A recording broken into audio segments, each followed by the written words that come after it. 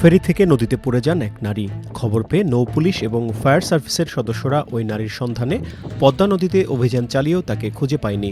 দুর্ঘটনার প্রায় ৪ ঘণ্টা পর তাকে উদ্ধার করা হয়, তবে ৩০ কিলোমিটার দূর থেকে।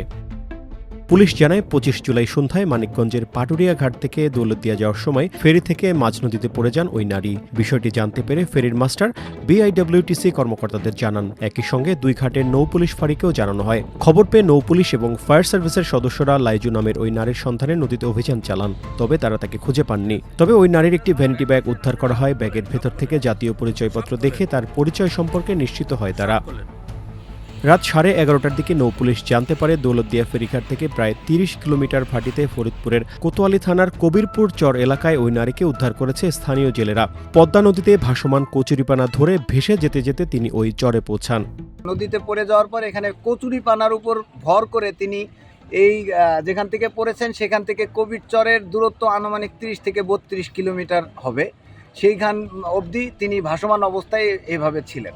মৎস্য আহরণকারী যারা আছেন তারা এই মহিলাকে দেখতে পেয়ে তাকে উদ্ধার করেন এবং ওইখানকার স্থানীয় সরোয়ার মেম্বারকে অবগত করেন। পরে ওই নারীকে উদ্ধার করে ২৬ জুলাই সকালে কোতোয়ালি নৌ পুলিশ ফাঁড়িতে আনা হয়। এরপর পরিবারের লোকজন ফাঁড়িতে এলে আইনি প্রক্রিয়া শেষ করে তাদের কাছে তুলে দেওয়া হয় তাকে।